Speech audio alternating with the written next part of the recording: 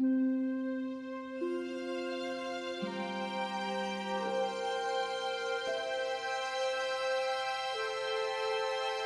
men are acutely sensitive to their environment, their inheritance from the past and the future of mankind.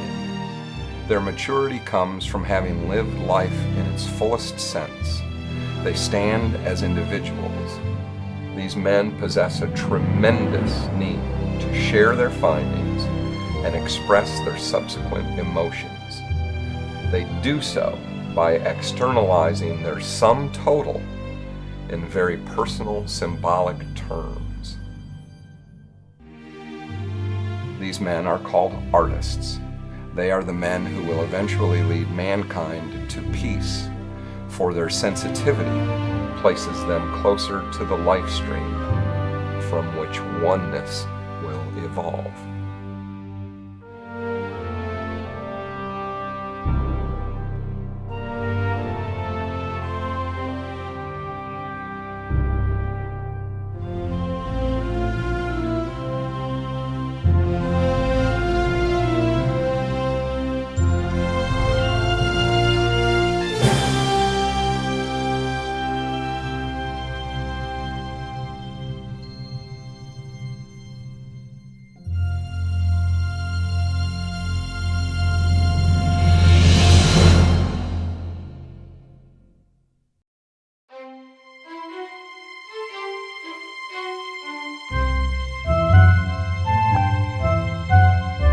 I'm a Walldog.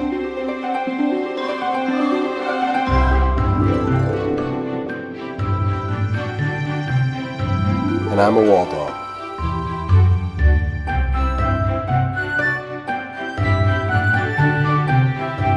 I'm a Walldog.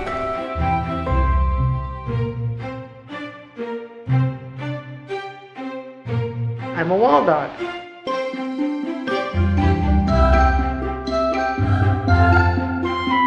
And I'm a Walldog.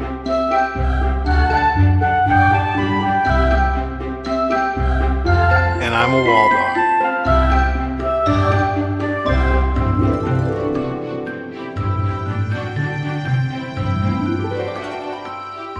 And I'm a Walldog.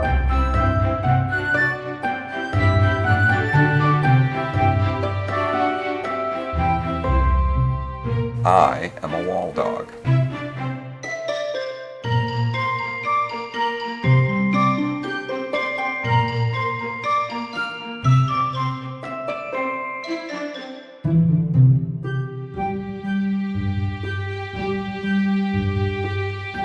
And I'm a Walldog.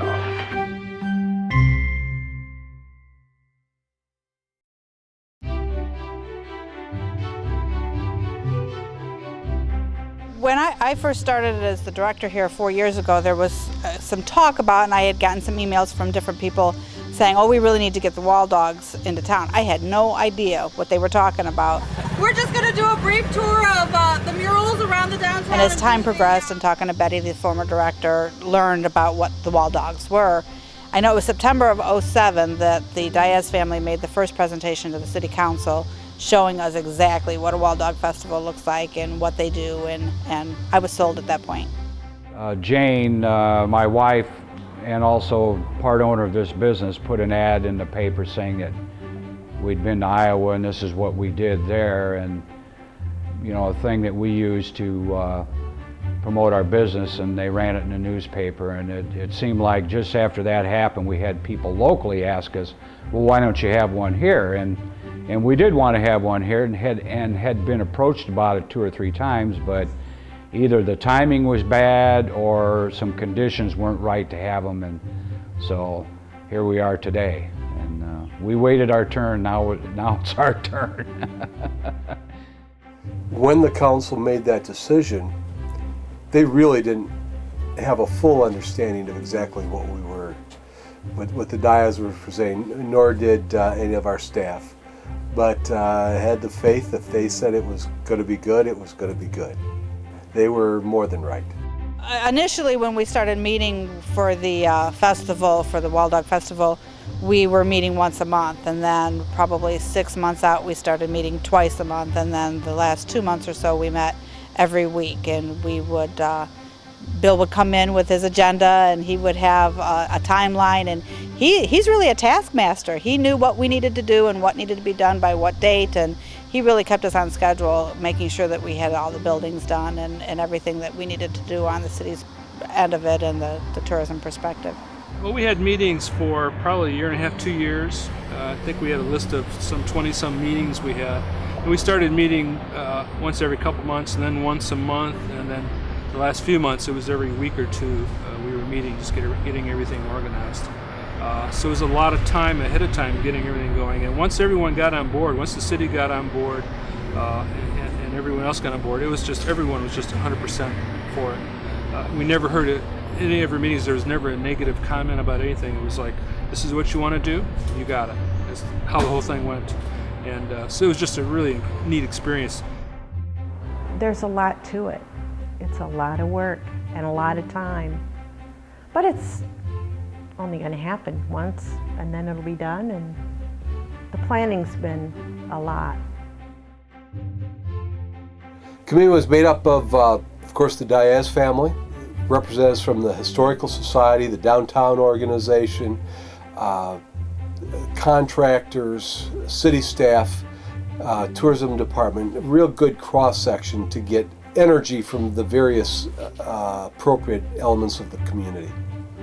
With that diverse group, there was really a unity of purpose, and they worked extremely well together. Like I said, there was a great deal of energy at each of the meetings of anticipation, but boy, creativity, and everyone played their role, and it was a rewarding experience.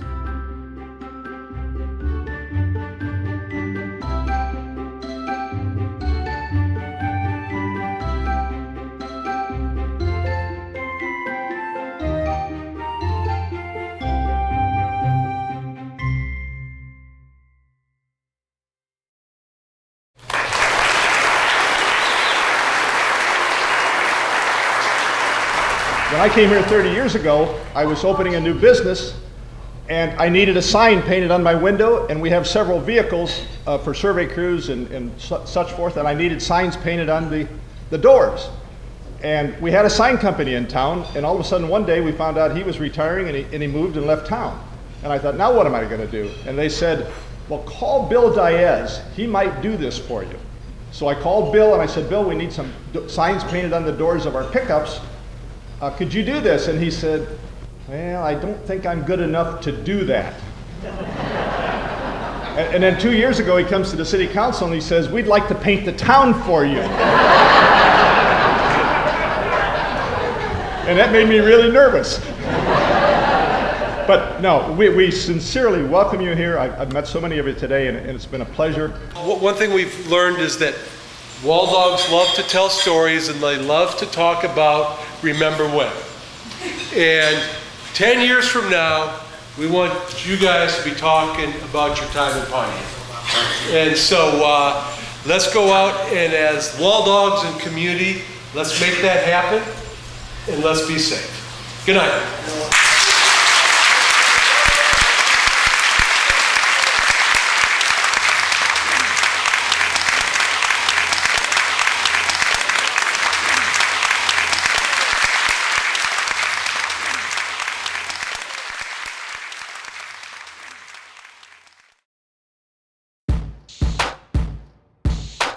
After we eat and when it gets dark and all that, the city is actually going to kill the lights in the downtown so that we'll be able to project.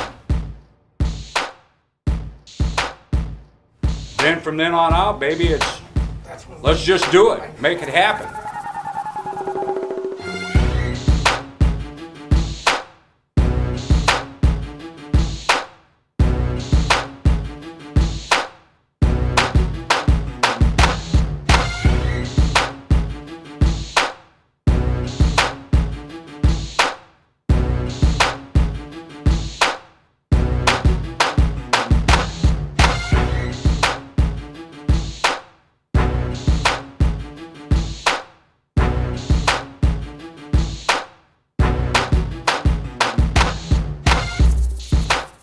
Any artist will tell you that Michelangelo and Da Vinci and all those guys would have used a projector if they had one. They just used the grid system.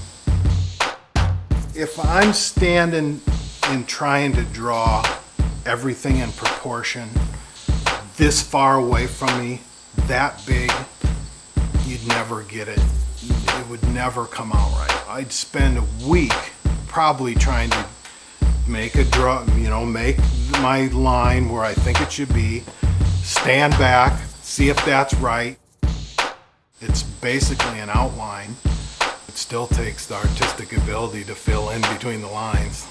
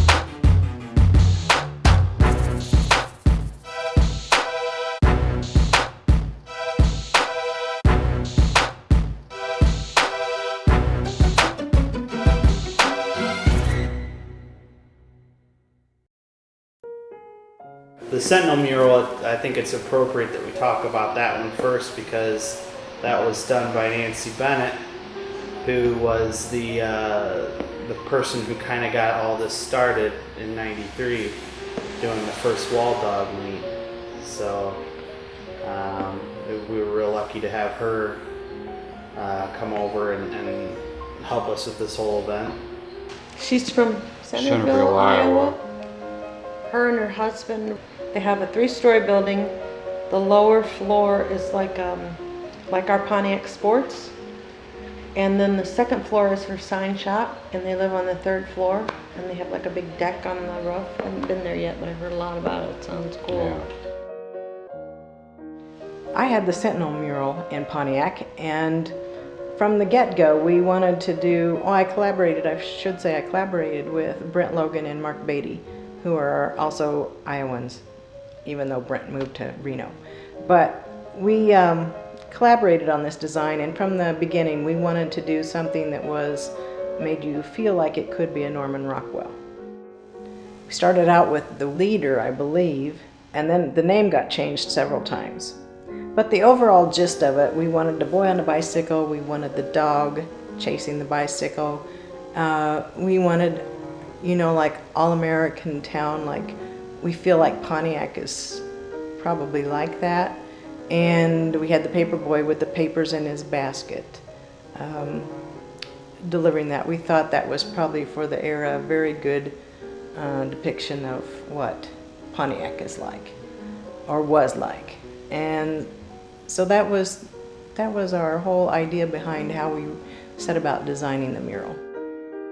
Once we had the theme of the mural, then it was our job to kind of collect photos that might be used, maybe some suggestions. I think I had sent a couple little ideas. One of them was the paperboy thing, which she liked. And then there was another one that had something to do with type on it, which they kind of fused both those together in that mural. We, at the bottom, we had the bright idea of, they used to set type. And so the type were the little blocks of letters, and they were set backwards before the paper was printed. So we had the idea that we would like to put runs with the dogs. And so we put that across the back, backwards, and of course we wanted to make people ask questions. Why is that backwards? So that worked out pretty well. That mural did go through several different revisions, though. Right. Pretty drastic. Other than just the name change, it did go through some, because originally it didn't have that, it ended up looking like a paper on there. And originally it didn't have that, it was a darker color. Colors changed a lot. And one of the reasons why you leave it up to the artists to come up with these ideas, if it wasn't that way, nobody would ever want to be a project leader or designer in one of these things, because if you can just imagine submitting a sketch for approval By a committee. by a committee, I mean, this thing could go back and forth forever, and you just can't do that. We had several different bicycles. We had several different dogs. And in the end, we ended up using my grandson's head for the paper boy. And so Hunter, we'd cut off his head out of a photo and put it on the paper boy. So that was kind of fun. And I got to paint the little boy, so that made it even more special. Pontiac treated us fantastic, plus our host, Bob and Barb, couldn't have been any nicer. They were wonderful. And I think if Bob wouldn't have been so busy, he might have been a wall dog. I never had time to paint on any of the murals. I started on the Centennial because Nancy was at our house, and I was there for about 3 minutes, and then my phone rang, so I had to go and deal with something else, and that was my extent of that one.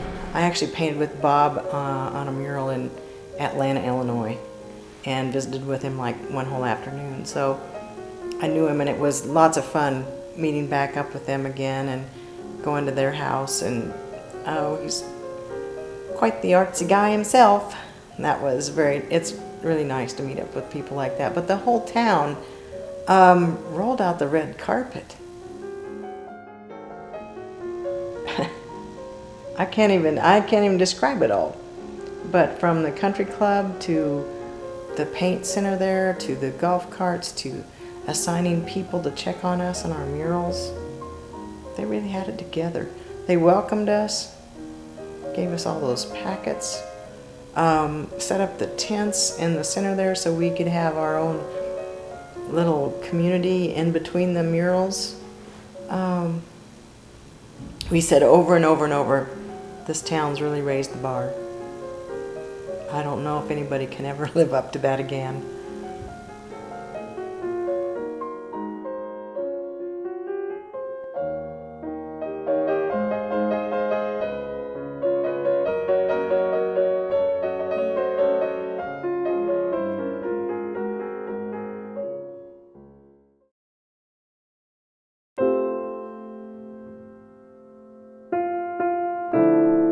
The Rodino Square mural came because of them being such a big part of this community. Everybody really agreed when that was first brought up. It was like, oh yeah, that's a good one.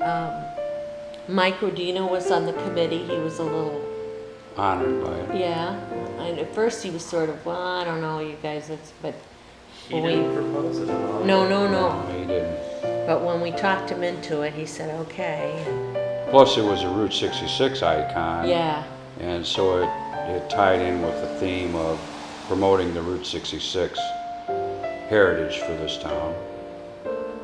And it had some good imagery, because you also have to think about if you're going to have this as a theme, what are you going to use to do the mural with? Because we're talking about images. And we thought, well, there, you could have the square itself, and there was the Ooga truck, and I teased the artists that were working on the mural about, now, how many times have you heard about the Ooga truck? Because people just kept coming up and, yeah, I remember when he used to come through town. Yeah, and then we selected Dale Manor for that because most of the photos had that Ooga truck in it or some older Model A, Model T black and white era autos in it. And Dale had painted similar imagery in Jacksonville, Illinois. It just looked outstanding. So it made sense to have them be the project leader for that. This whole thing is, I mean, the city of Pontiac has always been fantastic, and this shows it. And having our name up here is so important. I mean, it makes you feel like you're unbelievable. It just, I can't explain it. And this whole thing, I think, is awesome, awesome, awesome. I mean, I wish I could explain how I feel. It's just unbelievable. It is. Well, the one thing with Dale that was sad, but that really shows the dedication, is that lo and behold, a week or so before the event, his dad went into a coma. And, you know, I said, Dale, you know, why don't you, you know, we'll execute your mural, you know, we'll take your design and make sure it gets done. And, you know, bless your heart, you don't have to come here and be here for this. He said, no. And he said my dad would want me there. Yeah, he said that. My dad would want me there. He always loved that I did this as murals, and he said he would want me there, so. But talking about Dale, I think Dale is kind of a ladies' man. Oh, the girls and love Dale. I did notice that he did manage to flag down 3 pretty cute girls for a picture with him and them in front of the mural as it was in progress. So I was proud of that. It seems like every time he's a project leader, he surrounds himself with a couple pretty cute girls and then manages to take a picture to record that back. So. And then he stayed with the Rodino family.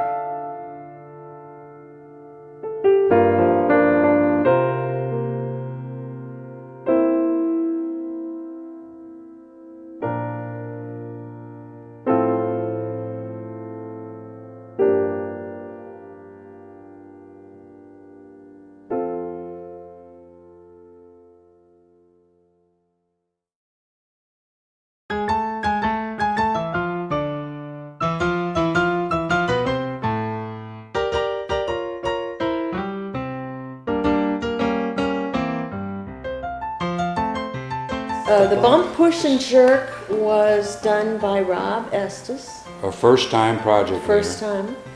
but from a famous Walldog family, the Estes. Steve is his uncle and Herbie's his dad. Right. And they've both been project leaders before, so this was his first one. If you're going to have a new project leader, I think you owe it to a person that has been to the meets and participated. He's been a lot. And really enjoyed it, and you know, just has the, you know, the right ingredients to pull off a mural. We've seen some of Rod's work in the past and really liked it. Liked him as a person, thought he'd be a good teacher, and I thought he came up with a great design for it. We used the Interurban, which was the electric car that they had in Pontiac during the 1920s. Short-lived as it was. A lot of the buildings that we have today are from that same era, so it seemed like it was fitting to have that as a theme. We had it on a building that, even though it's a city building, it has the old-fashioned brick, which is perfect for And he didn't have tons of people working on his. It was mainly him, Brad, the Bandit, and Bob McCoy worked on a little bit. oh, did he? Yes. I didn't see that. And the lady that ran one of the stores inside City Hall worked on a little bit. Oh, cool. It was just a hard wall to get a whole lot of people to work on. You could only have 3 people on it At a at a time. time. It was a narrow configuration, and Hi. so No, not everybody, including me. wants to go up on a lift and, you know, and do anything high, so. So this one's gorgeous, and there's essentially 3 colors to it, and it's absolutely stunning. Well, see, that's just a testament to the designer. If you can pull something off like that that looks that good with just 3 colors, yeah, that's pretty good. So you don't need 15 gazillion colors to come up with a nice looking project. And it was just him thinking ahead, knowing that the mural was going to be up that certain height, and Right. knowing he'd only have so many artists who'd be able to help him. He had to design a mural that was going to be, I don't want to say easy to pull off, but realistic, you know, to get it done in that amount of time. So That's a good choice of words, realistic. He did his job, so.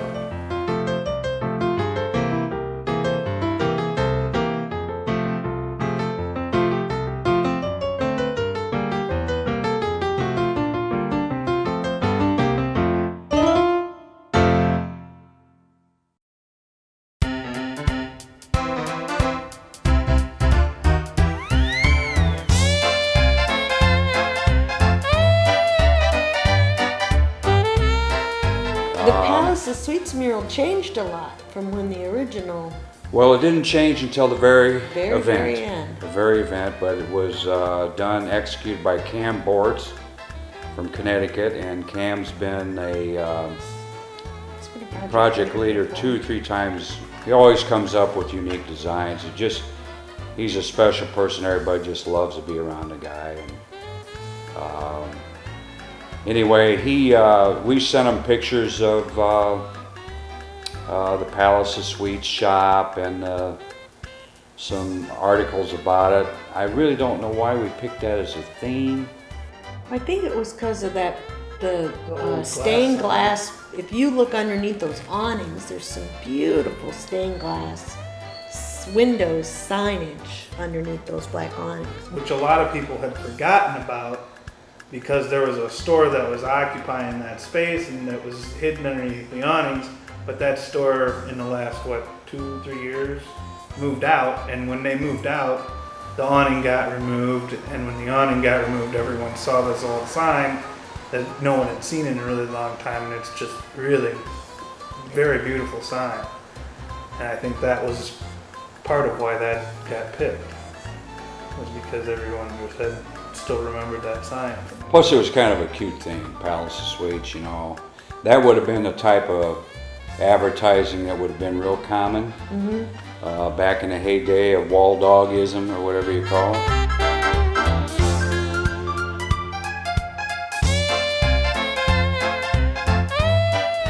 Yes, I was just taking a picture of the boys on the wall.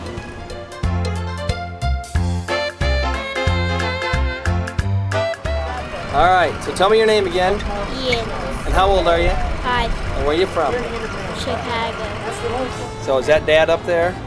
Yeah, You gonna be a painter like Dad? I guess so. My dad is a Walldogs. And there's a story behind the hair and all that. I won't get into that. Why'd you bring it up? Because the story about the hair.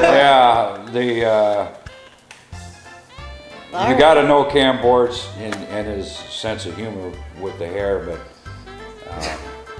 I'll leave it at that. But he had a totally different design until the day or 2 days, or the day before the project leaders were supposed to come. A lot of them came the night before.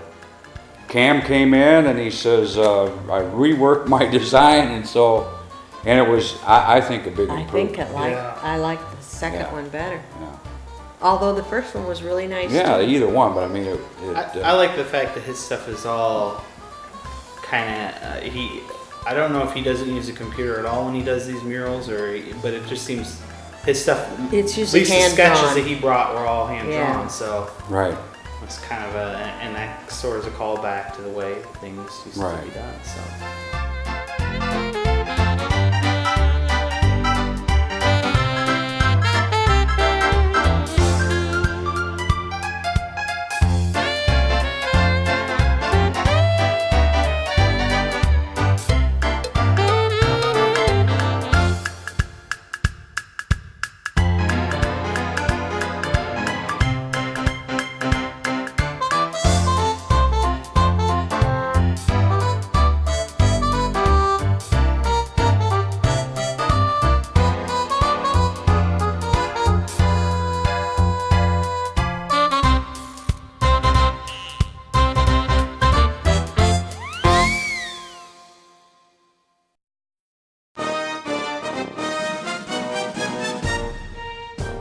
we chose the Coca-Cola theme because there was a Coca-Cola mural on that wall, and so that was in contrast to our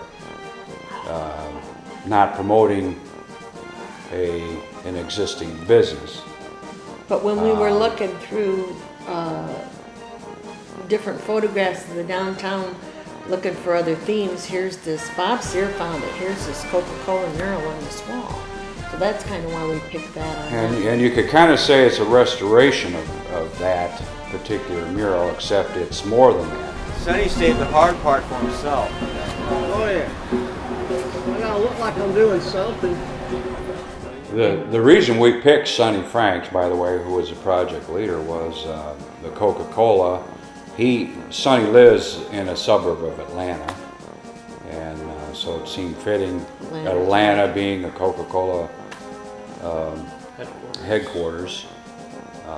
It seemed fitting. And then Sonny has been a guy that has...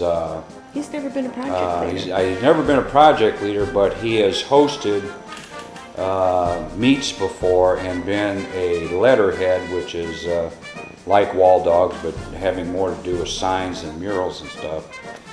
And he's been at and he's just a very popular, positive, fun person who we thought had all the right ingredients if you're going to pick a new guy to get involved. And it just, I mean, anybody who's ever met that guy will tell you that's a perfect choice. I'm doing great. Good. I can't believe how this man right here is who you ought to be shooting. I'm not even doing anything. I'm standing around watching him go. I tried to work on him a little bit this morning, and he's all right. So just let him go. I've never seen anything like it. I mean, I knew he was good, but I didn't know he was... Oh, he knows what he's doing, doesn't he? He not only knows what he's doing, he doesn't ever quit. Of course, we gave him ideas on the Coca-Cola thing, and you don't just have to have the Coca-Cola, you could make it be whatever you want. And he found out that there was a war museum a building away from where the mural was going to be situated, and so he kind of fused the two ideas together, and he made the Coca-Cola thing small, and he really made it more about a tribute to World War II vets. So I thought it was just perfect. He found out about the World War II vet thing, and then he started looking back at his father's stuff, and he found a diary that his father had written all about the war and what kind of plane he was in. And so the planes on there are the same planes. And then when he got here, the guy who was Jim Dawson. And Sonny asked him, well, what were the number of your planes? So Sonny painted the front two planes with the numbers that this guy from Pontiac worked on. So what I wanted to know, seeing we have the opportunity to paint this, we want to make it as correct as we can. And one of the gentlemen brought this picture down, and I mean, there you are, and that's interesting. But I was more interested in the markings on the plane. I know, that's my job. That was more. So what I'd love to know is, I understand that these little insignias right here, they represent kills, and those are the little Japanese flags. So I guess my question to you is, would it be all right with you if I was to put the markings on this front lead plane? Oh, well, I would appreciate it. I'll right? tell you what I'd appreciate even more. When you get to where the details I'm looking for. That's all right, take your time. Oh, here we go. Right. Put 311 up there where that is. 311? Yeah. Okay. That was his squadron, that was my plane. Okay, so 311 it is. And it would have been stenciled on just like that? Yep. In white? Yep.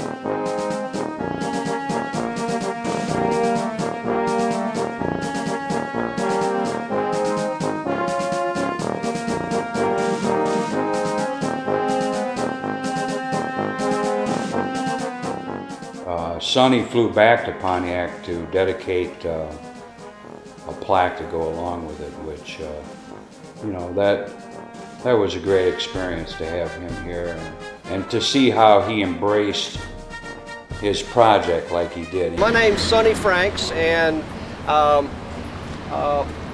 Bill Diaz asked me if I would be a project leader, and he told me that this wall used to have a 1940, or had a Coke mural on it in the 1940s, and so he said I can do anything I wanted as long as it had a Coca-Cola theme. We were talking about doing a dedication for the mural, and my wife Peggy says, well, why don't you dedicate it to Mr. Dawson and Matt, and also my dad. But we also, her dad was in the Army, so I said, well, we got to put your dad in there too. So what we decided to do was dedicate it to my dad, her dad, Mr. Dawson, and Matt. And it's, she said, yeah, it's kind of like the past, the present, and the future.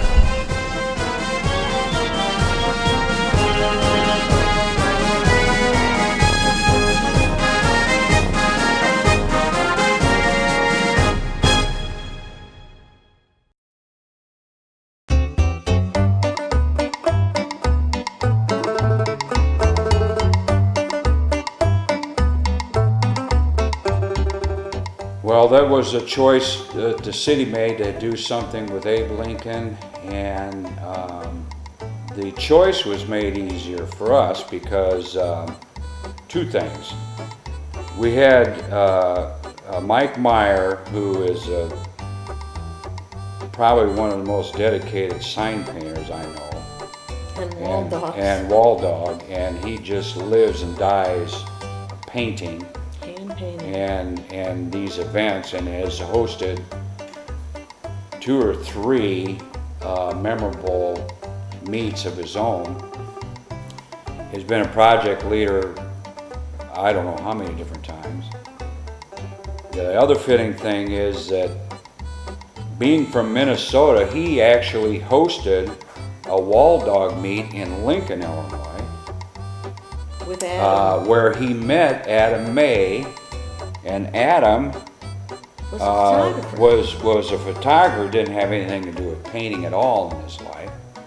He's going to tell you this tomorrow, and then you go and you record it anyway. He's going to tell you the only job I've ever had outside of my short stint in the military was sign painting. He'll tell you that first off the bat, and then he'll go into Germany for a little bit, tell you how it was like there, and then go back into drinking, partying, and painting.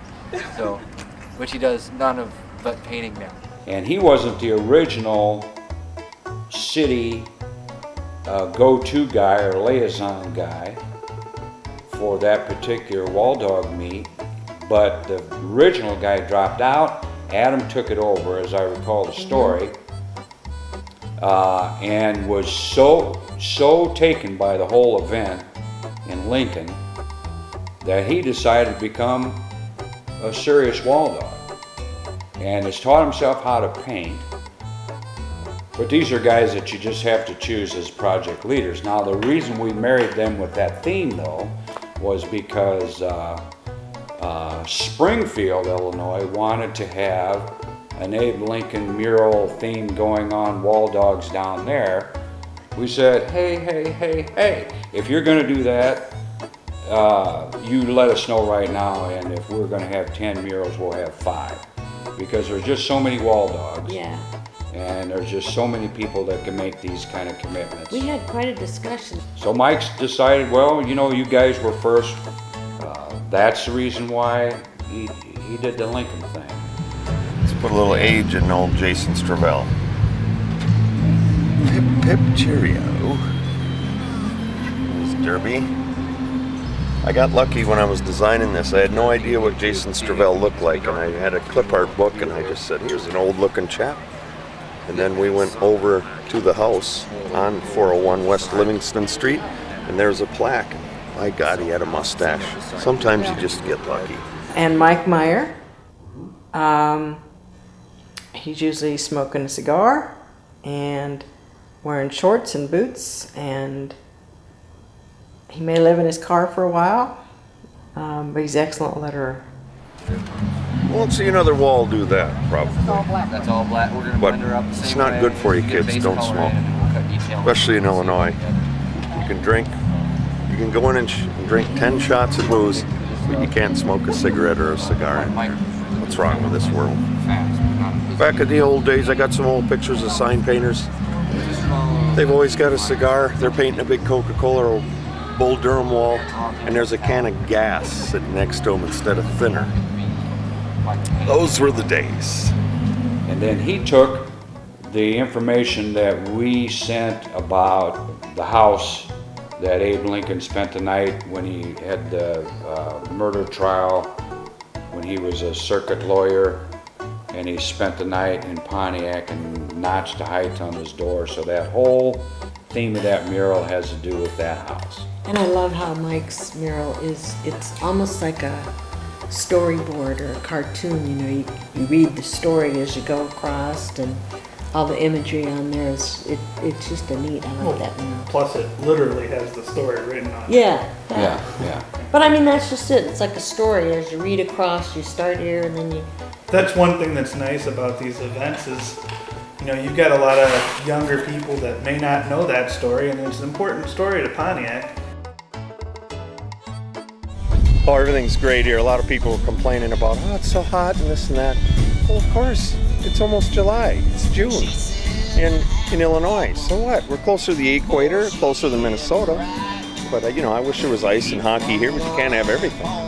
But everything's going great here. We're proud to be part of the historic preservation of the Stravell house, which we went down and looked at the actual house. And boy, hopefully this painting will look a lot better than the house is. That's really in tough shape, but whoever has it, I'm sure you're going to fix it up and it's going to be great. But yeah, we've got some young people in here helping and learning new things, which is what it's all about. Here's that thinner moonshine you wanted. Perfect. And learning blending and camaraderie. And some of the local people have been saying how great it is that, you know, some of their neighbors they hadn't seen in a while, and they're coming by and saying hi to them, and it's really creating a bonding for the community. It really is, and that's what happens at a lot of these. And you know it's successful when that starts happening. And it's super organized by the Diaz's, their whole family, and the crew. Everybody that I've met, it's just, everything is here for us. It's just fantastic. And all those parking tickets. Those parking tickets finally caught up to you. I'll put it towards the Studebaker so I can make it next time. Well, there you go. Well, this is absolutely beautiful. You guys gonna have cake with us at 1 o'clock, right? Yeah, we're going to sure. Okay, cake. We're gonna have Abe's party. Abe's coming. Gonna sing happy birthday. Great. 1 o'clock, right here. The other part of this component is because this festival happened in '09, which is also Lincoln's 200th birthday. There was a whole component that we wanted to include and make it a happy birthday Abe party. So we, first of all, we asked that because of our Lincoln history, not just because of the 200th birthday, that there be a Lincoln mural, which is where we're standing now. So we asked that that be part of the whole mural process when we were doing the research. My 1840 visit occurred on May 18th and 19th of that year and involved my profession as a lawyer. I, with another lawyer, John T. Stewart, represented Mr. Popejoy in connection with a slander in Popejoy versus Wilson case. It wasn't until October that our client, Mr. Popejoy, won the case but returned the $2,000 judgment. We had Robert riding him around in the Lincoln Town Car, which was a golf cart. But then we had birthday cake on Saturday afternoon where we gave complimentary birthday cake out to everybody that was here and sang happy birthday. And it was just really fitting that we fit that into this whole, and he painted on this mural as well. So that's kind of a special little thing that happened with the whole Lincoln celebration. It has been a wonderful experience to again spend time with you folk here in Pontiac. And I want to thank you all for the honor that has been extended to me by the mural. So in closing, I want to thank you all for a magnificent welcome, and I bid you an affectionate farewell. Happy birthday to you. Happy birthday to you. Happy birthday, dear Lincoln. Happy birthday to you. Thank you, Roger. Thank you.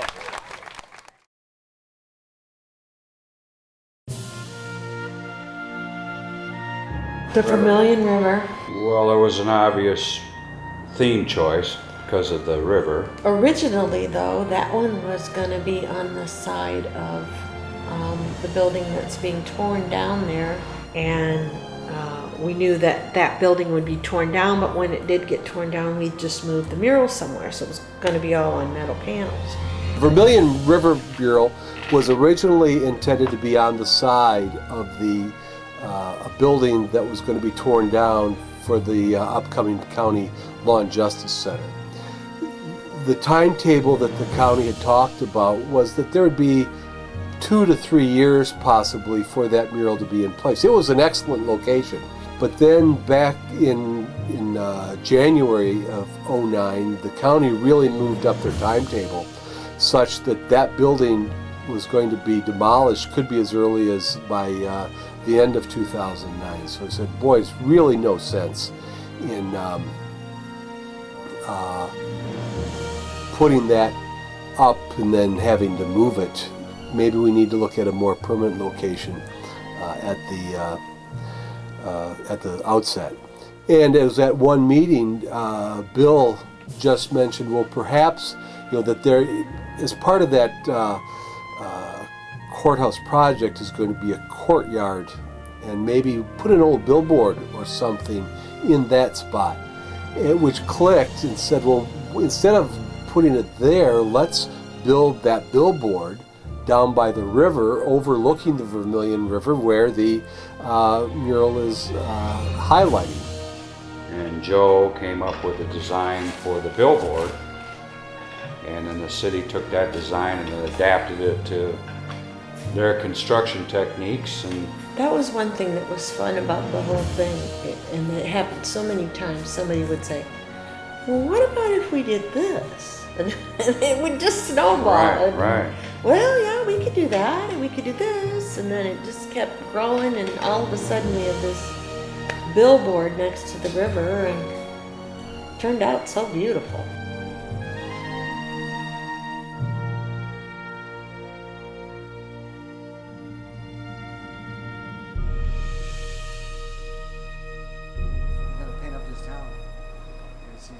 A lot of action going on. As soon as everybody starts arriving, it's going to happen.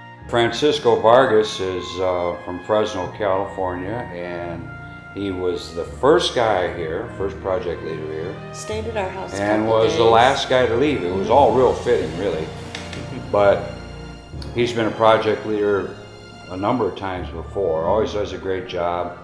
People love him. He's just, he's one of those kind of people that people like to work with because he's so easygoing about so it. much fun. And the town people too really have a good time with him, because you hear town people talk about the muralists, and the one that they always mention is Francisco. Yes. And the ladies like Francisco. Yeah. Another ladies man. Yeah. He and Dale vie for that spot. Yeah. And he gives everybody these little blinkers all the time. Yeah, the last meet. few So weeks. everybody was running around with these little necklaces with these little blinkers. That's his trademark. He's just a lot of fun. He came to the first couple nights he was here, he stayed at our house, and he made supper for us one night. Yeah, showed us how to make his This is- grandma's recipe. Boy, was that something. My. Man alive. I thought he'd be bothered by the heat a little bit, but he says, hey, I'm from Fresno, California. I'm not bothered by heat at all. So that was kind of... And he had a really nice spot there. He loved sitting there by the river. Right. They set up a little tent and everything for him so he could get out of the heat if he wanted to, and he had a good crew helping him. As far as the theme for that mural went, though, there was a lot of things that when we first started talking about doing the murals, the mill was a big thing, had to be in one of the murals. The swinging bridges was another big thing, a big tourist thing in Pontiac. So that had to be in it, and that mural combined a lot of those different elements into one kind of total Vermilion River mural. So. And he was very proud of the fact that that is the largest postage stamp In the state of Illinois. in the state of Illinois.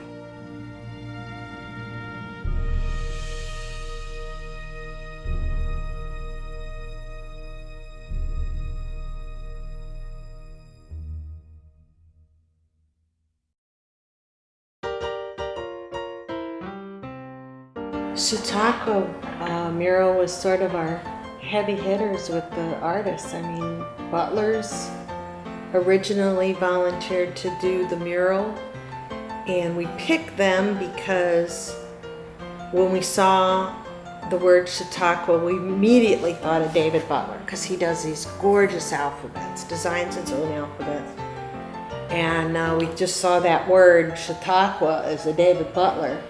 But the funny thing about that was, after we'd given it to him, Susie emailed me and said, "You realize we did a Chautauqua mural before for another town." So I thought that was kind of funny.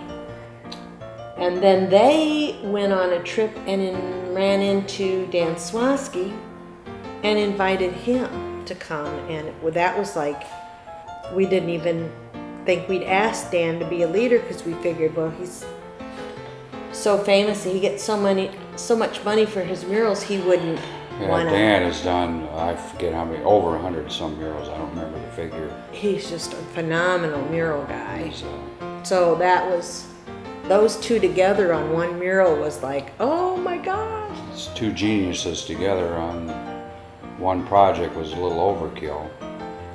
And who else? The But I Germans think though worked on that one? that combination helped attract people to come to our event. I'd say Dan, as far as the artist goes, did a lot of promoting. Yeah. Him and Jay and their bantering back and forth. They just kept that momentum going. You know, they kept on the forums. They were talking about it nonstop, and every day they would bring up the Pontiac meet and just back and forth. And I don't know where they found the time to do it, but I'm glad they did because we get a lot of people. Because those guys keeping the idea of our meet alive online, And they're pretty popular Walldogs from the standpoint that They're all real positive. they're modest people. They don't they're not what I call horn blowers. They don't go on and on about their accomplishments. That guy laying there, tell him he's a schmutzing. The guy laying right there. Why? Oh, come on, just go. Yeah, let's see what he's... Okay, Devin will do it. Stand down and have Fred do it. You're a smosh. A schmutz? Hey, come here. Come here. Tell me to my face. No, come here. No, didn't your parents teach you good about respecting your elders? I see. My real name is Grandpa Dan. Okay. Can you try that?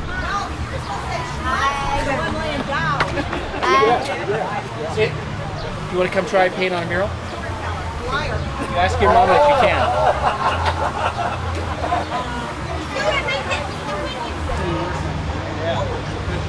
Put your feet right there. I'm next.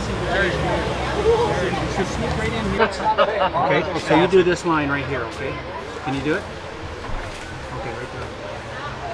Race over this. Yeah. Whoa! You're doing good. Nice and squiggly. I tried. Have you done this before? How many murals have you painted? That's your first one? Yeah, guess how many I painted. I'll paint a line and then you guess, okay? You ready? See how straight it is? Isn't that straight? Do you know what they call me? They call me Grandpa Wiggly Dan because I can't draw a straight line. I've done 110 murals. This is 110. I still got to practice some, don't I? Yeah, but I'll get it. You did a great job. Cool, thank you. They're best buddies. Okay, then I'll let you paint. They live two different towns. Oh, you're taller. We got your back. You're taller than your brother. Yeah. Okay, well, then you get to do a longer line. Okay. You get to do this line right here. Okay. Are you jumpy? Yeah. You know, there's nothing. Whoa! Oh, you scared me. Okay, keep going. You figure out I like to tease. Okay. Cool. No, not yet. You have now officially painted a mural. You are now a Wallldog. Good job. I paint my shoes. Okay. Well, the theme was relatively easy, and it was mentioned as a theme right from the get-go because the Chautauqua event in Pontiac was a big hit. You kind of knew. If you want to do something historic, then that's the kind of event that you want to profile as far as a theme for a mural. We picked them because of the lettering, because David always does these letters, but he always does real detailed, to me it's amazing the amount of detail. Scroll Borders work and and filigree borders and just, panels. yeah. Bevels, everything. In fact, he's got his own CDs that most sign artists use. That it's CDs of clip art that ready to make clip yeah. art that you can use for your own designs. And I mean, anybody that wants to be a success in our business It's the Butler Gold. has got their CDs. And there again, we didn't have good pictures for him either. If I remember right, I was amazed that they came up with the design they came up with. I was a little worried. I think we took the pictures out of one of the sesquicentennial book. Yeah. Basically. Didn't and have a just lot of photographs of people at the Chautauqua. We did send them some Chautauqua booklets that had a lot of the just written what went on and who Yeah. was there, but there wasn't a lot of photographs that we could get together to send them. Right. But what they got, they made awesome use of. Dan did all the little pictorials, and David and Susie did all the lettering and the border stuff.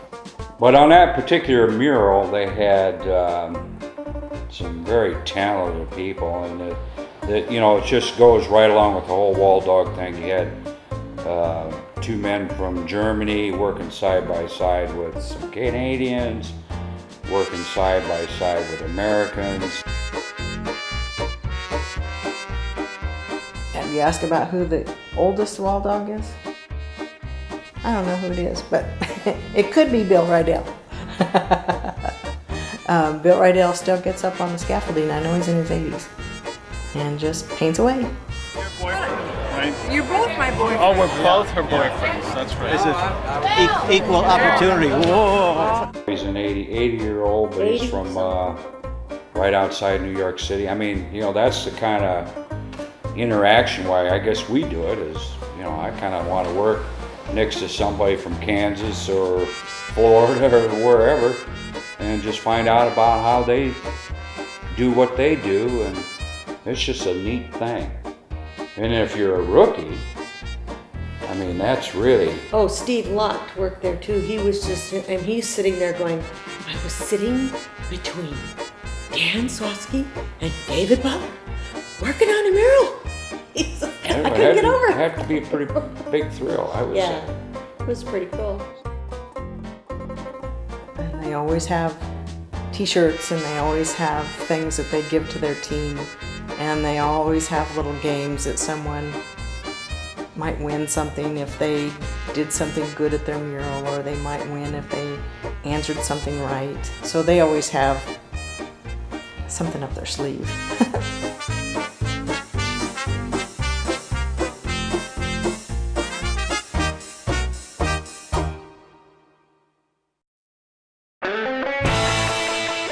Well, the Route 66 mural came about because the theme committee decided that they needed to have another 66 mural, and they located it where it was, so the Route 66 enthusiasts would work their way around to that part of town to continue seeing the murals. In other words, They would wouldn't have to just circle see the square to see it. right, And right. then that would get And then they would have to circle by the other Yeah, murals it's- in order to get back. It's strategically located Right. on the opposite side of the downtown that the Route 66 Museum and the big shield mural are located. It's just in a beautiful spot and a beautiful design, done by Tom and Kathy Durham. Some of our best friends. And They're just they really awesome are. They've people. been to our house a number of times. We've been to their house, and they're Came to just my wedding. yeah, just great people, and a lot of fun to be around. And they came in February just to hang out with us and Go through the museum. went through the Route 66 Museum. There again, once they found out their theme, they took it very seriously and Was this their thought it was worth coming up and looking at the first museum. time? This was their first time being project leader, wasn't it? Oh no, they were project leaders in Oh, that's right, in Kenlake. Kentucky. You're right. Oh, she was very sick.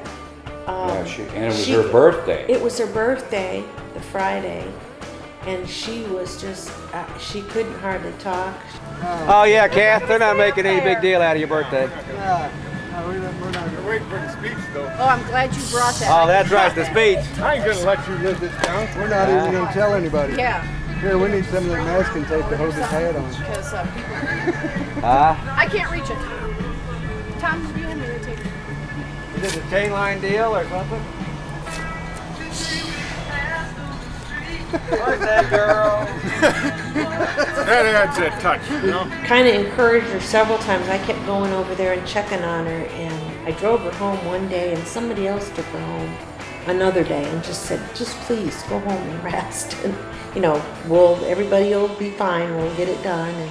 But she's so conscientious, and she wanted everything to, you know, be done right. But she was very ill. But these guys are the best to work with. It's great meet. Having fun? Best time ever. Best meet ever. It'd be hard to top this one. It's really cool. I think the fitting thing on that mural was it had some of the Pontiac painter and decorators that worked on that. They decided they were going to work on that mural. Rat Ribs because and because Eric Elmgren that worked on that mural was hosted by Craig Ripsch. I'm Eric Elmgren, and I'm from Park Ridge, Illinois. I have a sign company there, and I'm a Walldog, part-time anyway. Well, it's a family reunion. I mean, I've known these people a long time, and you know, we all go our separate ways, and Minneapolis and Fargo and you know, wherever, and it's just, you know, you're fun to get together and, you know, BS a bit and have a few brews and, you know, catch up. So yeah, it's like it's like a family reunion once a year. I look forward to them. And so he worked on it, Norm Lopez, 2 or 3 other painters. Quite a few children. I saw Tom getting people, you know, little kids up and down on scaffold. He had quite a few kids work on it too. So that was, you know, a neat deal. That's right, painted right in there. Awesome. All the way up to the brown.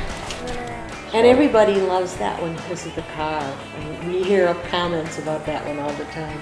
Well, the Route 66 people love it. You know, they love that car. Looks like you can reach out and touch it. Yeah. It was pretty neat.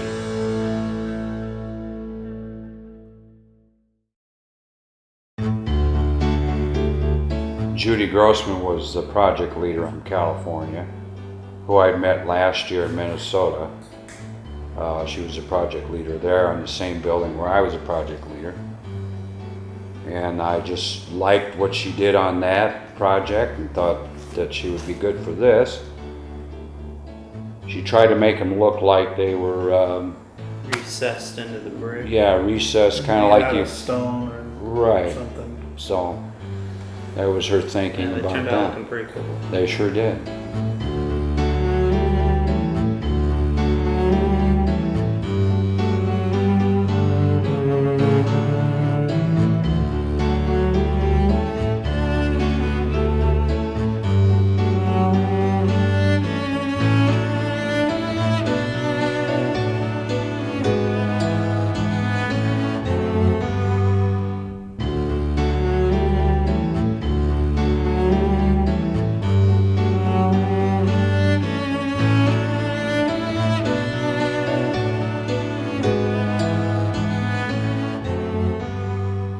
Put them on metal and decided because of the complexity of the murals and the way the brick was, it would have been too difficult to do something that intricate on that type of brick. So we put those on metal and then cut them to fit into that space. And unfortunately, she wasn't able to finish the entire 2 pieces together. just the nature of the two pieces, and kind of prevented her from doing that. So those were ones that I told the city that if they, murals didn't get done, by gosh, our company would finish them. So we finished that one first, and Ben and I installed those in their present positions.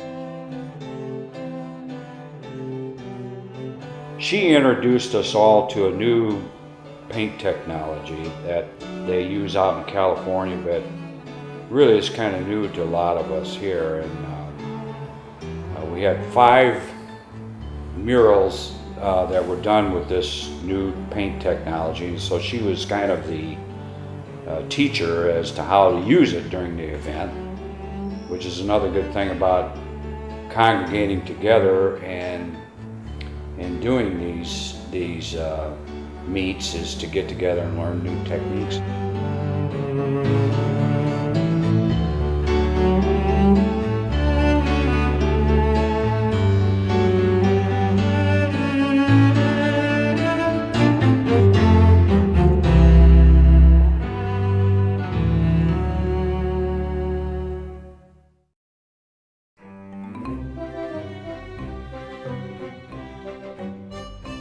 Allen Candy Company, when we decided we were going to do that one, it was pretty obvious to give it to Jay Allen. So that was kind of fun. We had Allen Candy Company by Jay Allen. And he is from Rockford, Illinois. Has been, in fact, he hosted a huge, probably the biggest Walldog meet ever. Up in Belvedere, there were about 300 Walldogs. Really, all my intention was here is to make a yummy, good-looking chocolate bar. In truth, one of my favorite candy bars is the old Hershey with almonds. I grew up with my parents owning a restaurant, and any time I could steal a candy bar, I would. And it was always a Hershey's almond bar. And as I began to formulate my ideas for the mural, I thought, well, I know that I'm limited on the images that I have here to work with. So I want to do something that as you walk by it, that the coloration was going to be done in such a way that it would look like, color-wise, at least a great big milk chocolate candy bar. And that was where I started. The formulation was the color. Then knowing the period style that would need to go along with that based on the history of the company. If it was the 50s, I would have designed the text considerably differently. But as it was late 1800s, early 1900s, it was a type style that would have been seen back then. He told me he always does something on his mural that is tactile.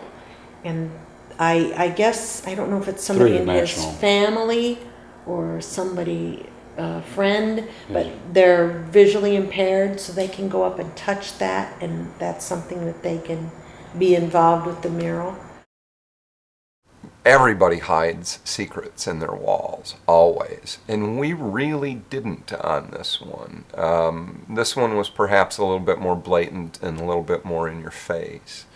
The paintbrushes obviously were a connection and my way of expressing the fact that there were artisans who came into town to do this.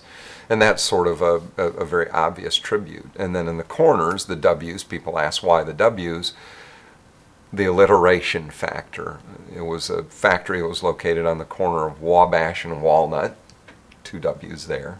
And then obviously the Walldogs were there that weekend. Well, that's only 3 W's and I got 4 corners. So there, but that's what the W was used for. Renata Guzman.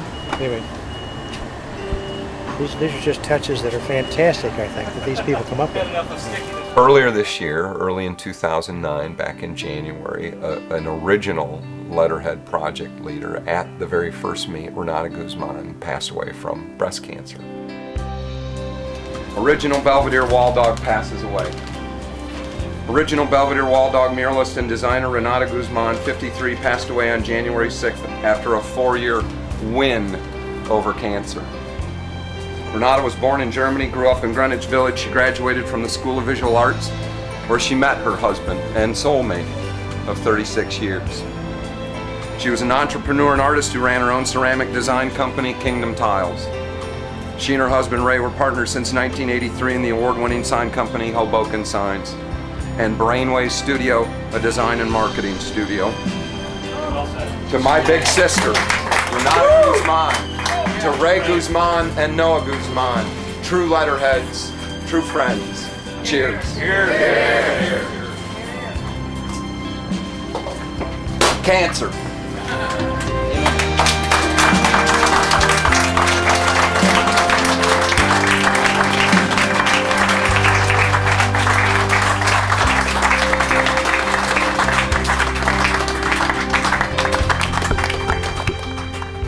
This is how I decided to handle this particular one, and that was to pay my respects and to honor an original Walldog project leader in Renata Guzman. And I felt if anybody was deserving of being up on the wall, it was certainly her.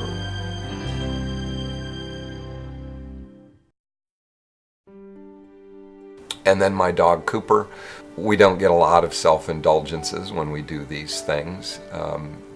That was, for us, a very fresh memory. It had only been about a month and a half that we had to euthanize our dog, who had succumbed to cancer, rather quick ending for him, just 8 weeks from the time he was diagnosed.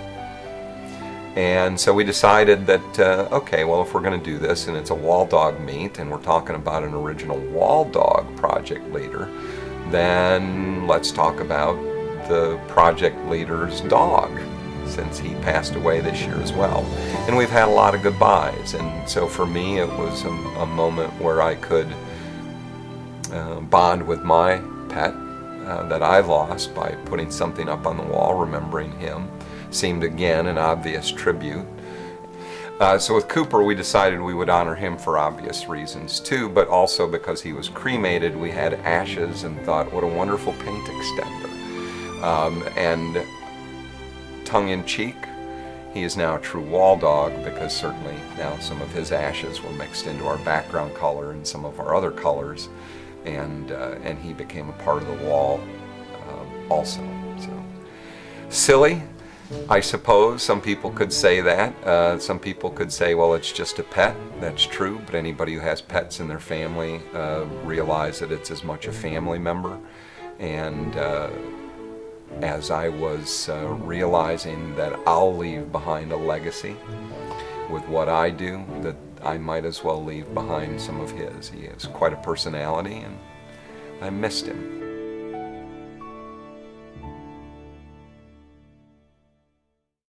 Certainly when someone looks at it and they start thinking about the Allen Candy Company and they see paintbrushes, they're really not going to understand what that was all about.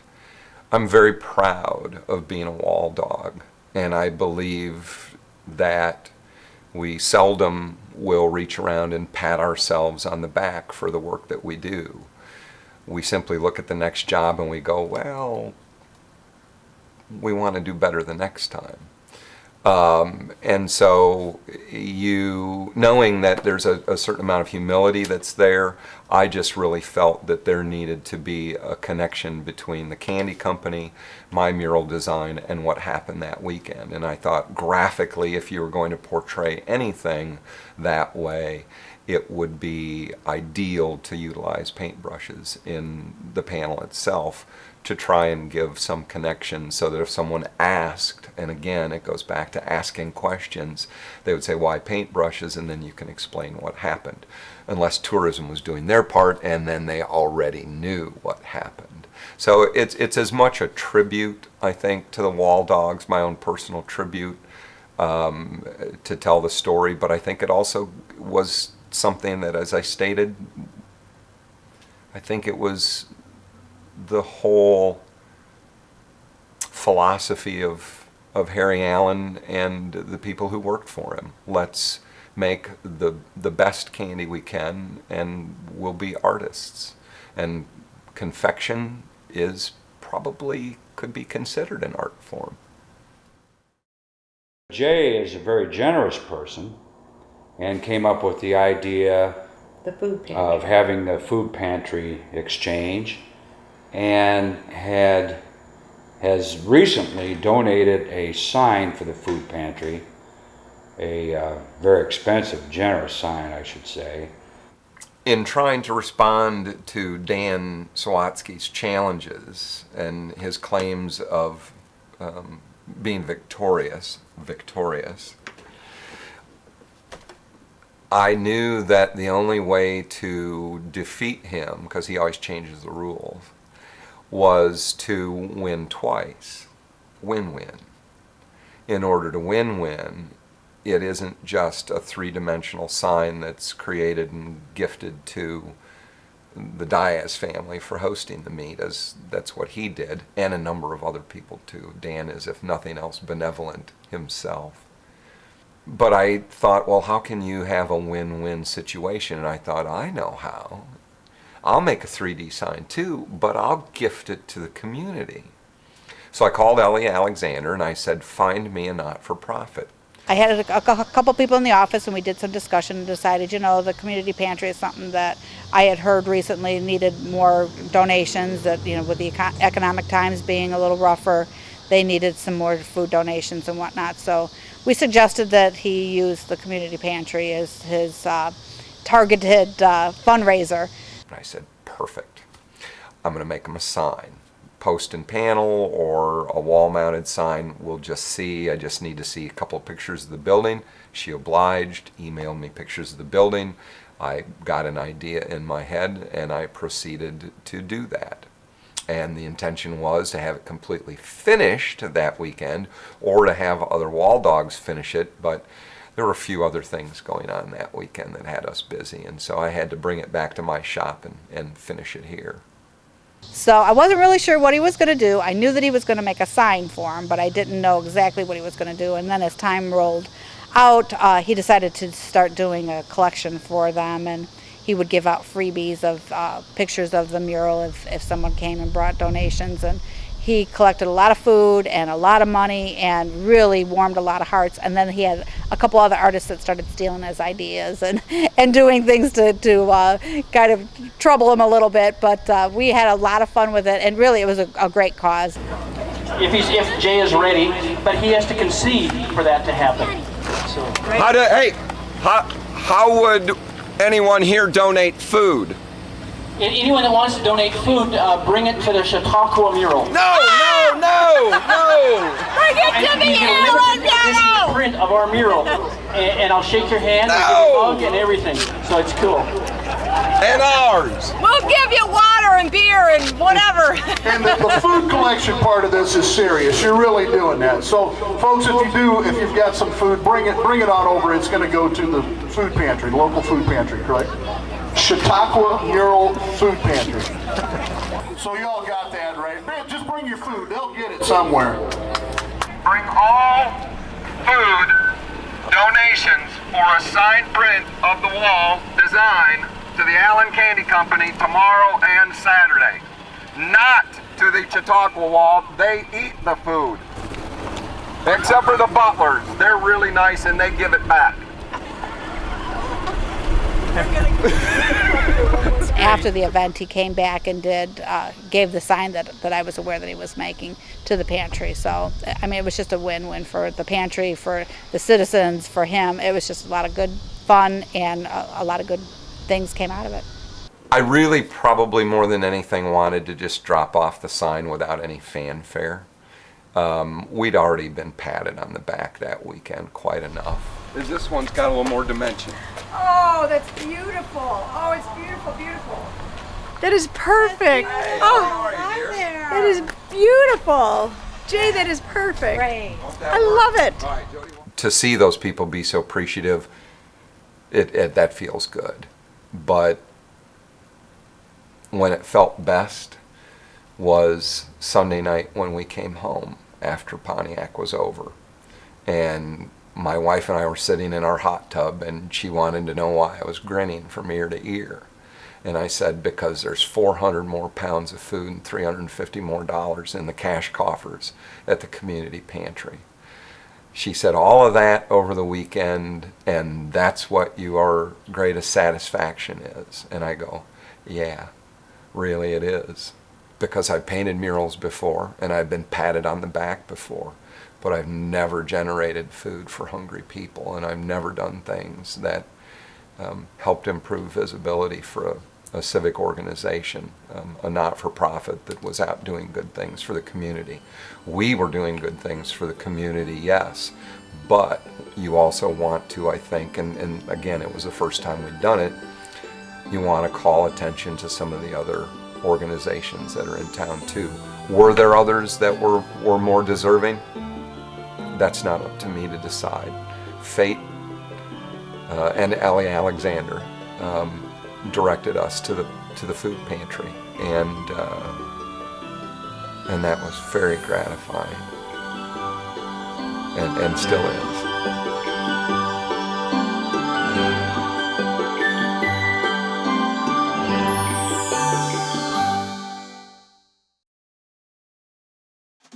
Scatter Days was done by Carol Burson from Minneapolis. She hosted the meet last I kind of hesitate. It's kind of been a tradition that if a person hosts a meet, they kind of get the year off, so to speak, as far as being a project leader. I find every job has some physical hazard to it, you know. I have tendonitis in my wrist from waitressing. After I got an art degree, I was a waitress, which is what you're qualified to be after you get an art degree. And but we decided to do smaller murals at this meet and more of them. So I called her and I kind of, you know, Carol, would you please help us? And she agreed to it. We were on a Nice mission. hat. Yes, nice painter's hat.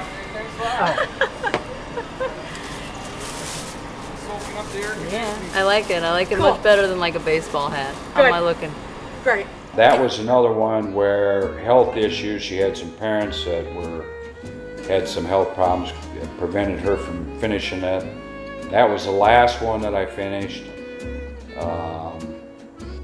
There again too, it was a pretty decent brick surface to work on. It was kind of the old style brick that lent itself to, we wanted to get as many of the brick projects going as possible. So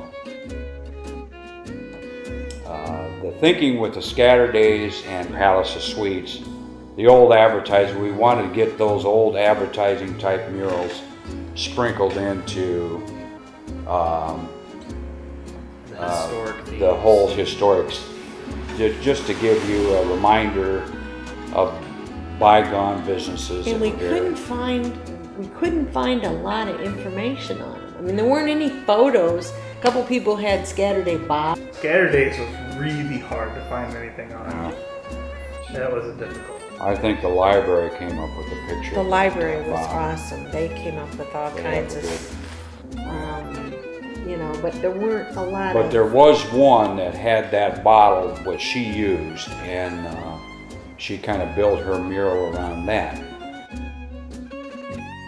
And it was her idea, unbeknownst to you, to put you and I and Bob Carl's on there. She told me weeks before she wanted to do that. Would I mind? And I said, no, I don't care. That's fine. So, but she wanted pictures. So that's why I was taking all the pictures of you and Bob Carl's at one of the meetings. Because she told me what photo she was going to use and what angle she wanted. And that was very honoring to see my likeness up there. I just wish she'd painted it a little bit more hair. I tried bribing her with that to no success, but it was very humbling and honoring to be a part of that. That's going to be on the walls for a long time. But she kind of did it. It was a depiction of a Manet painting, French painter, sitting around. I don't remember. It was the luncheon. It's two the guys. French name for a luncheon. I can't Two remember my guys, art and history. then the girl is nude. So Yeah. I said no. Yeah. Oh, that'd be fun. Other than Jane's clothes. This is the original one, the woman doesn't have any clothes on. Oh, come on, Jane. You can do it for art. No, it's art. That's Renee's luncheon on the grass. Yes. Luncheon on the grass. You're younger than I, you remember it better.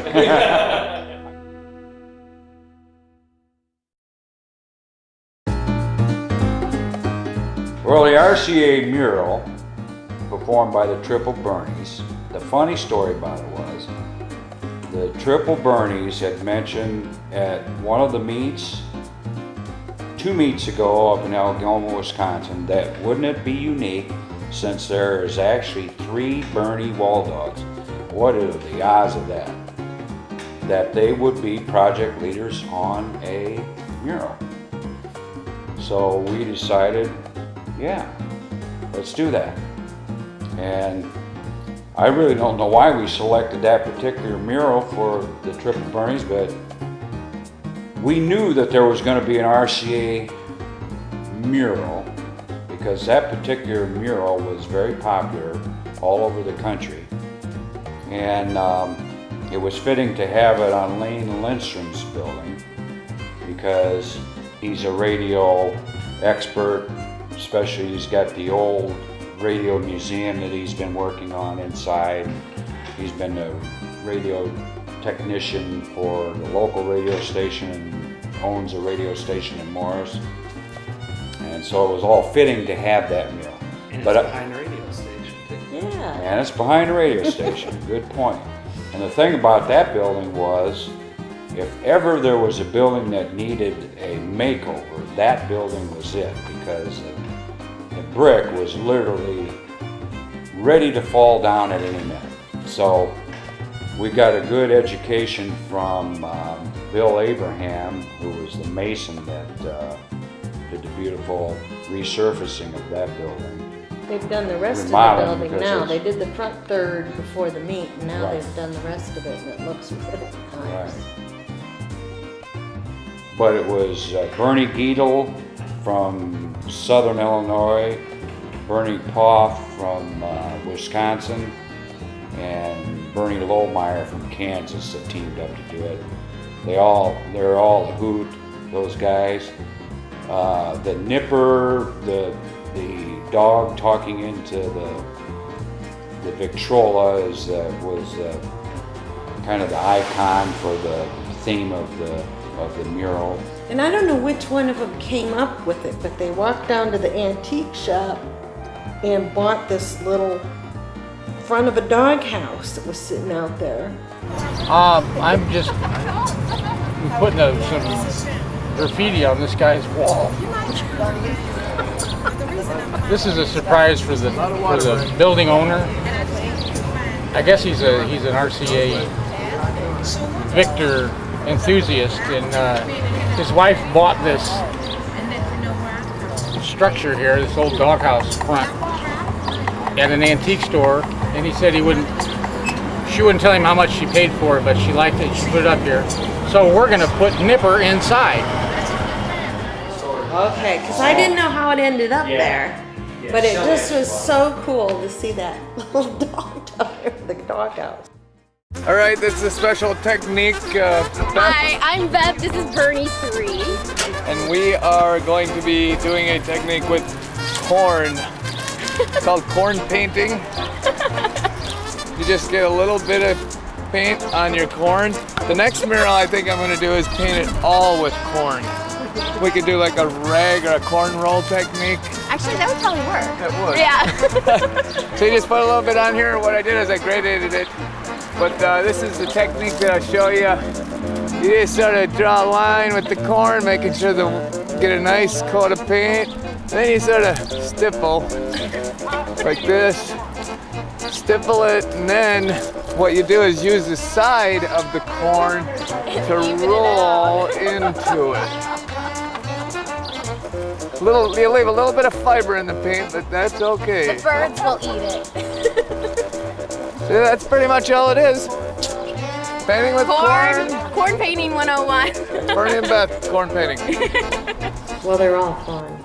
So anyway, and we knew also that the situation of that mural along 116 would be hit you in the head as it does as you're going down.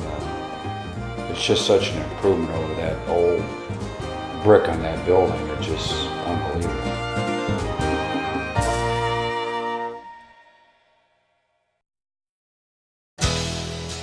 A tradition of farming in Livingston County, done by Michael Clark from Aledo, Illinois. Who was a host of a big meeting. He was a host of the Western Illinois Wabash and has been a project leader a number of times and a dedicated muralist, so he was fitting project leader in this case. Michael's such a quiet, retired guy. Yes. Not. He's a guy that has, you take my voice, which is loud, times 10 maybe. He doesn't need a microphone. I'm on TV? Say it isn't so. I've always wanted to be on TV. On TV? They finally came back over here to see us. It's been days. We're almost done with this set. Pontiac is the place to be. If you aren't here, you're nowhere. He just had, right before the Walldog event, a one-man show.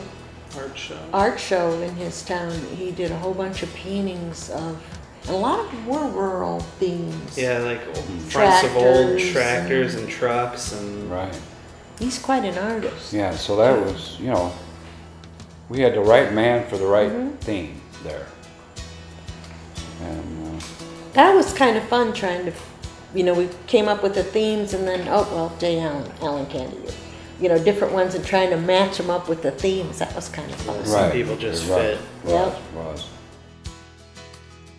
Well, he's a great painter and came up with a great design. And his mural was a lot of fun. A lot of people worked on that and said that if you worked with those two guys and you couldn't smile at the end of the day, there was something wrong with you because he had cornbread there and that guy could be a stand-up comedian, I guess. Yeah. He was just extremely funny guy. When you get that unfresh feeling, where you're a little itchy and you're tired and you're sweaty, this product right here, this product does it all. Yeah, and it even has calamine powder in it. Yeah, fantastic. We're thinking about giving it to the Bernies because they smell. Did you go over to the Bernies? Yeah, that's good. That's good. Yep, monkey bottom, anti-monkey bottom. Good.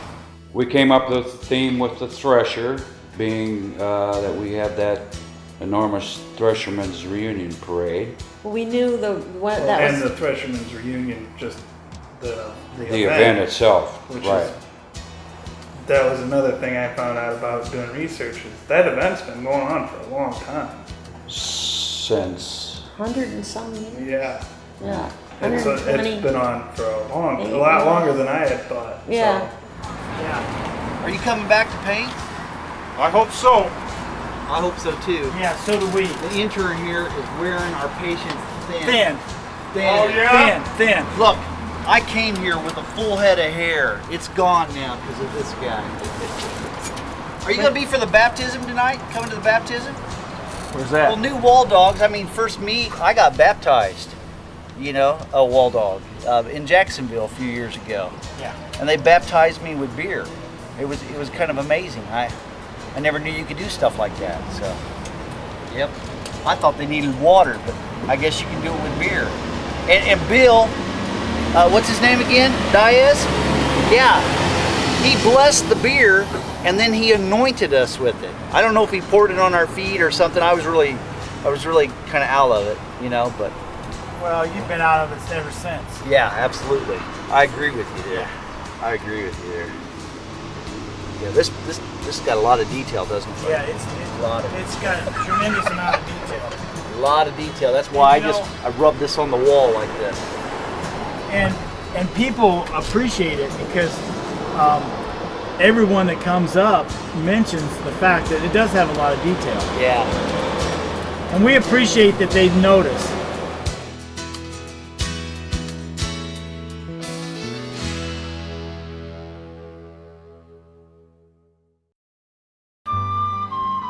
Humison Heritage mural done by Gary Anderson from Bloomington, Indiana. Gary is probably one of the more renowned sign artists in the country, Written several in the books. world. He's written several books. Like some of the other well-known and talented people from our industry, he's just a very modest, humble man. Pretty quiet, really, until you. But you just love the guy. And the thing about Gary, he has he always gets his projects done. He's usually He's one of the first ones first or done. second He has done. those things planned out so that any number of people can work on them, and it's easy to follow. And he's a good teacher. And of course, the theme, Harriet Humison, everybody knows how important she's been in our community. So the whole layout was just beautiful. The portrait itself, he did ahead of time and brought it with him. So, and then when he got there, it was supposed to go flat on the building, but there was some welded steel in there, and then Ben and I came up with the idea of putting some standoffs and actually lifting that off the building, which I think it even makes it look better. The one thing I do know about that one was when he was working on it, like he had the pattern for those big pictorial areas, but when you'd go up and look at it, it was really kind of hard for anyone that wasn't him to tell what the heck was going on with those patterns, because they were lines all over the place. But he would just go in there and he'd be like, like there was nothing to it, which was pretty cool. Welcome to Amoeba Paint Shop here. I don't recommend touching this.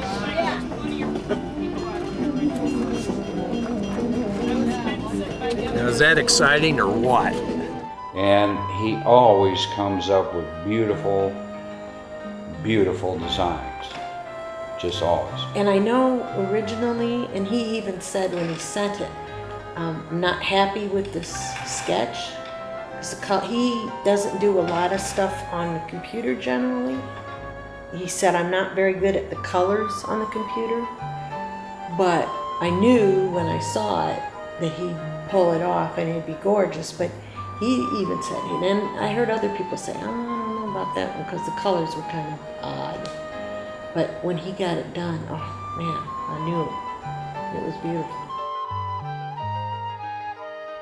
If you look at that, there's very few blends on it.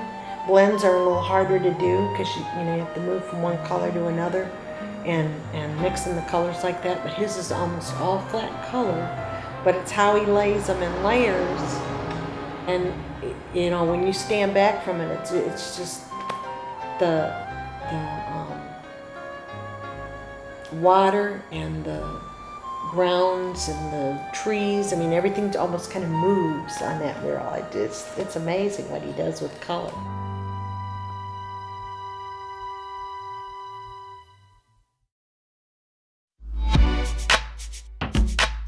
The firehouse mural is done by Steve Connor from Blackstone, Illinois. And he's the nearest sign artist to us. A couple times people, they're going wall to wall, and they've got these people from Canada here, and they've got people from California, and they come up and they, now where are you from? Blackstone. Oh. I didn't have any exotic place to tell them, Blackstone. Muralist that's known throughout the area. All the Turtles Tap. Turtle Tap up in Dwight and Morris. A lot of Dwight stuff. Port Richards, there's murals in there, as well as other murals. But when we had the meet in Atlanta, Illinois, we did the firehouse there, door, and it was such a success that we decided to have him do ours. And he came up with that theme. Totally changed it, right? Totally changed it right before the meet, but to the betterment Yeah, it looks nice. of the whole I like thing. And I don't know what more you can say on that. I guess from here on out, Walldog meets, there's going to be a pictorial of some sort on a firehouse door. And I don't know why that is, but I think historically fire departments, if you look at them, they decorate and embellish their departments. When I first got there, I was greeted actually at the door by Lieutenant Scott Runyon, and he was pretty enthused about it, and he had told me he had done some painting inside the building, and he was able to make some time, and he spent an afternoon up there with us and was able to paint, which was cool. It was great to have somebody, you know, on the fire department to paint. Lieutenant Scott Runyon, Pontiac Fire Department. I'm now Walldog. Kelly Sullivan. I ran into Kelly's grandpa the Thursday night, I think, or Friday night, and at DeLong's, and his wife worked with my grandpa, and they came over and said hi, you know. And he had his granddaughter with him. He says, she's kind of an artist herself, and we were wondering if she'd get on the wall. I said, absolutely, bring her down. So the next day, he showed up, dropped her off, and there was 4 of us there, and she helped us the rest of the time. Baked us a cake. Found out she does dabbles in custom cake baking, and so she made us a Walldog cake. It was cool.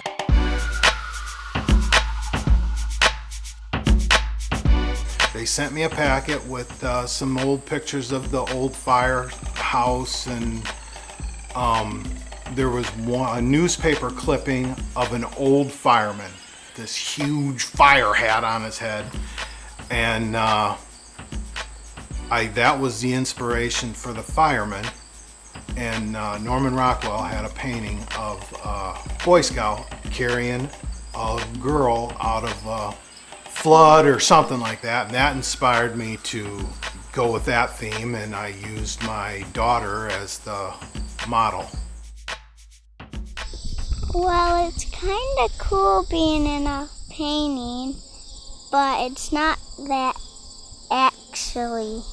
I'm not going to be that much famous. Why not? Because it's just a painting. Well, did you know there are people from all over the world who come and see it, just to look at it? No. So doesn't that make you famous? Yeah. So how does that make you feel? Cool. We struggled with my daughter's face for half a day, probably. Just, you know, when you have somebody that you know and you're doing their face, it's a little different than getting it up there. Well, that person looks almost human. That's good enough. You know what I mean? That was the hardest part. Do you think it looks like you? Not that much. Well, what's wrong with it? She looks pretty just like you. But it looks like I'm green.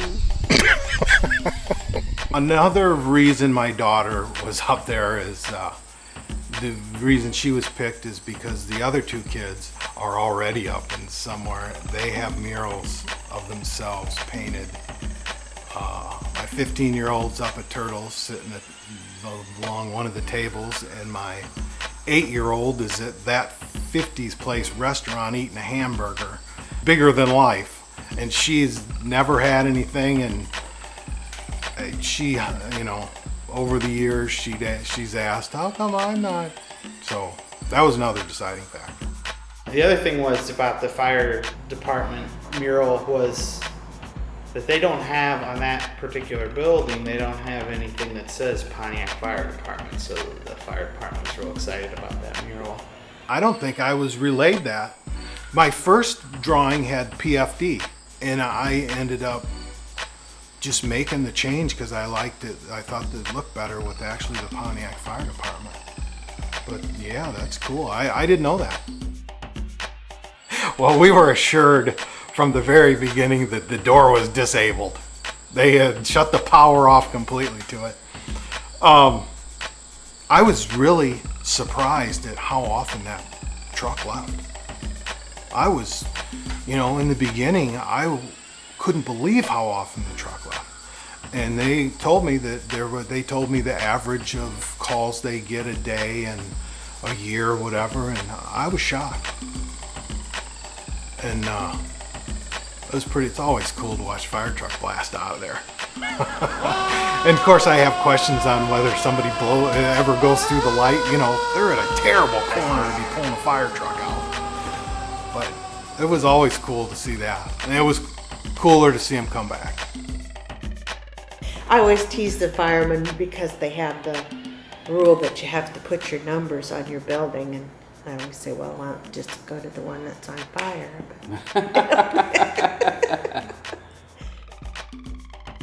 I was so honored to be on the fire department.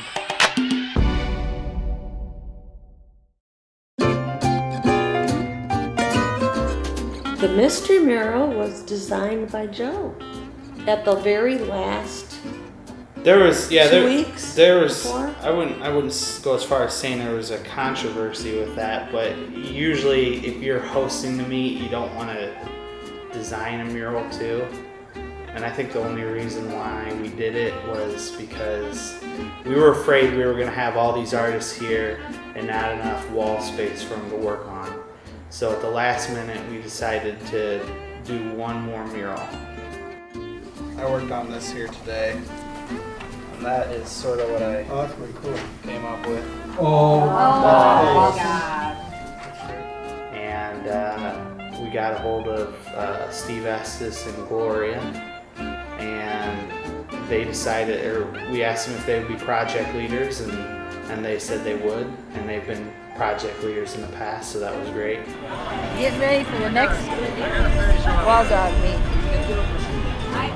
And Steve and Gloria are so accepting and They're good teachers. Good teachers, good teachers, they're yeah. both very good about, well, no, here, now let me show you, and How to mix paint we'll do to get the this. good colors. And Steve is so patient. He's and just a so hilarious funny. guy. I mean, He's fun he to just, work with. He puts you at ease, and but we were just so shocked that we had these numbers. And I know from our standpoint, if we went to a Walldog meet and we were anxious to work, but there was no place for us to work, what are we going to do? We'd probably be upset. So that's the reason why we had it. And then the other good thing about that mural was it really became a place for local artists to work, and it seemed like they congregated on that, which gave them a part in the whole thing.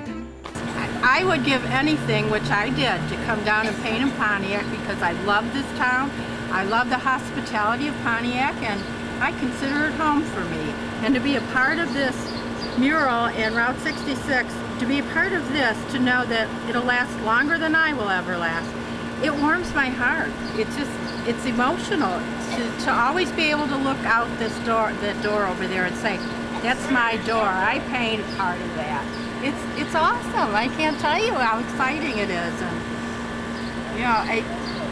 come heck or high water, I was going to be here today, and here I am. So thank you for the opportunity that all of you gave to all of us to be able to be a part of it. I love it.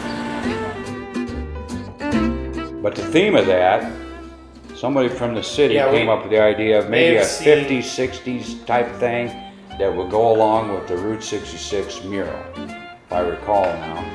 And then that developed, he took that and ran with that design. Then the Roselle's Soda Shop. What ended up happening was we didn't really have a theme other than we wanted it to be some sort of Route 66 soda fountain type theme. And then the city did some research, and they found out about this old ice cream shop called Roselle's. And the interesting thing about that mural is when we were painting it, I had a different design for the signage on the front of that building. And as we were painting it, some lady came up with like an ice cream bucket that had the old logo on it. So I quickly grabbed the bucket. Me and Ben ran back to the shop. We did a tracing of it. We scanned it on the computer. We plotted out a pattern, and then we came back, and then we had that, what was originally one style lettering now is the original logo. So it's kind of cool to have that original logo involved in that design now.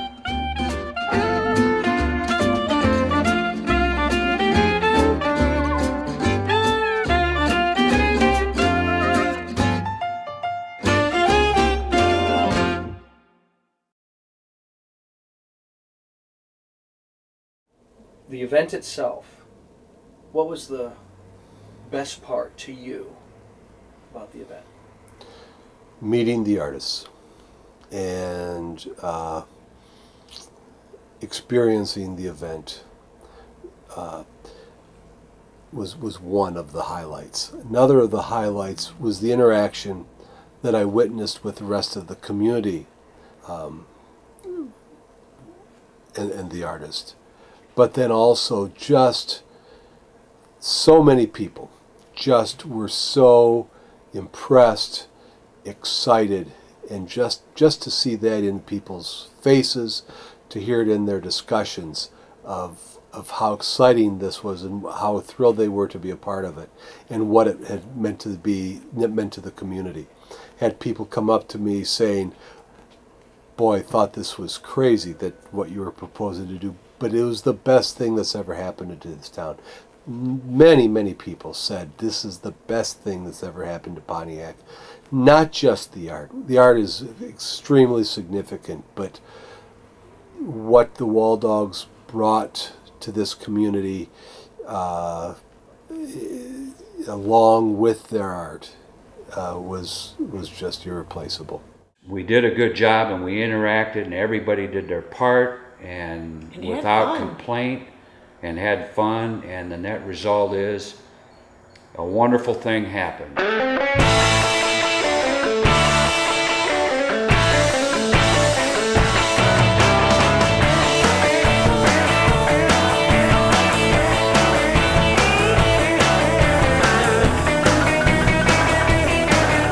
I knew this was going to be great, but I didn't know it was going to be this great.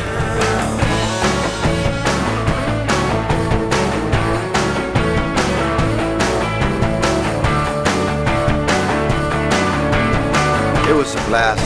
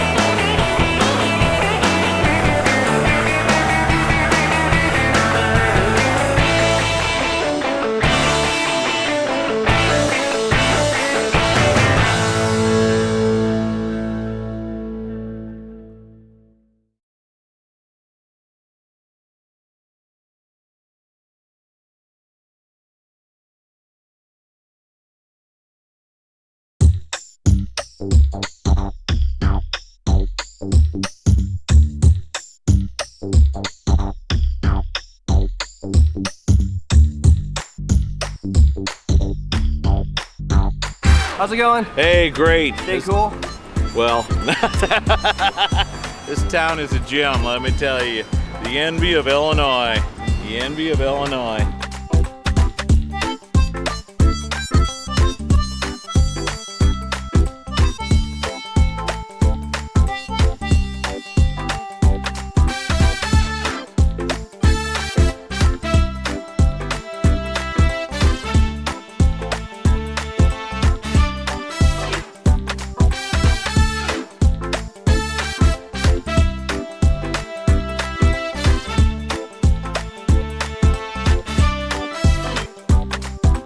I'm Ada Dalton, this is my husband Bill Dalton, and we live in a place called Stockton-on-Tees in the northeast of England. We've made more friends than we have in a lifetime, really. People are lovely, absolutely brilliant. It's been lovely. It could only happen in America. Yeah. It could only happen. I'm Ellie Alexander, Pontiac Tourism Director of the City of Pontiac, and I'm a Walldog. I saw Jay in his pink shorts for the first time, and I said, "What did you do, lose a bet?" And he said, "That's what a lot of people think, but no, I actually wear these because I figured if you get paint on them, who the heck cares?"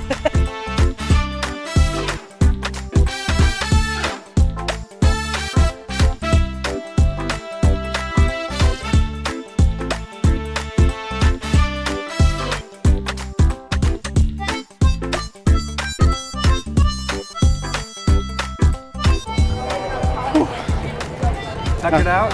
A little bit, yeah. It's still pretty warm. My name is Pat Bremer from Speedway, Indiana. And I'm Jennifer Bremer. They were very impressive. We've not been into Pontiac for a couple of years, 2 or 3 years probably. So to see this and you know what they've done with this whole downtown district is just amazing. We both have photo sites online, so they'll definitely be put up there and with some tags that people can, anytime they search for Pontiac, Illinois, they'll probably find ours on our Flickr sites. And I've got an online blog that I do every now and then, so I'll definitely put this as a blog post for sure. I'm Jennifer Hill. I'm a volunteer with the American Red Cross of the Heartland, and I was here last year during the flooding of the Pontiac. It has such a joy to see Pontiac come back so strong in this very, very exciting event. Thank you, Pontiac. It's quite an experience. Well, I'm done. I'm going home.